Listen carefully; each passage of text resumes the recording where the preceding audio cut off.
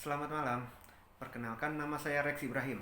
Saya akan menjelaskan dengan singkat mengenai ruang terbatas atau confined space dan langkah-langkah untuk mengendalikan bahaya bekerja di ruang terbatas. Hal yang pertama harus kita lakukan adalah kita harus memahami apakah yang dimaksud dengan ruang terbatas. Pengertian confined space atau ruang terbatas adalah ruang tertutup atau sebagian tertutup yang bertekanan atmosfer dan tidak dimaksudkan sebagai ruang kerja, serta suatu saat mungkin memiliki atmosfer yang mengandung tingkat pencemaran berbahaya, memiliki kekurangan atau kelebihan oksigen, menyebabkan penghisapan, dan memiliki cara terbatas untuk masuk dan keluar. Contohnya adalah seperti tangki, sumur, boiler, dan sebagainya. Untuk mengendalikan bahaya-bahaya di saat kita bekerja di ruang terbatas, ada beberapa langkah yang semestinya harus kita lakukan. Yang pertama adalah kita harus menyusun analisis keselamatan kerja atau Job Safety Analysis atau JSA sebelum pekerjaan di ruang terbatas dilakukan.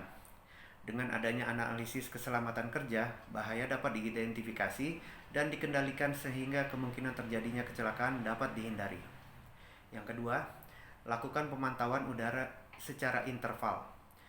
Pastikan pemantauan udara berinterval di ruang terbatas dilakukan saat pekerjaan dilakukan dan semua hasil pemantauan harus dicatat. Apabila pemantauan menunjukkan adanya bahaya, maka bahaya yang timbul harus ditanggulangi sebelum pekerjaan dilakukan kembali. Selanjutnya yang ketiga adalah pastikan orang yang berkompeten yang bekerja di ruang terbatas.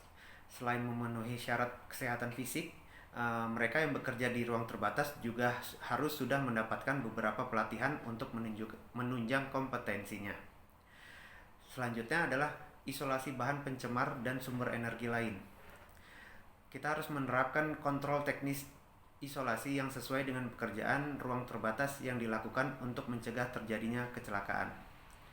Selanjutnya, standby person harus selalu berada di tempat. Standby person harus menjaga komunikasi secara kontinu selama pekerjaan berlangsung. Seorang standby person tidak boleh merangkap tugas lain selama pekerja lainnya bekerja di dalam ruangan terbatas. Lalu yang terakhir adalah supervisor atau pengawas harus mengawasi langsung pekerjaan di dalam ruangan terbatas. Supervisor harus menghentikan pekerjaan dengan segera ketika ada pelanggaran peraturan dan penyimpangan prosedur kerja ditemukan pada saat pekerjaan dilakukan. Demikian penjelasan singkat saya. Terima kasih.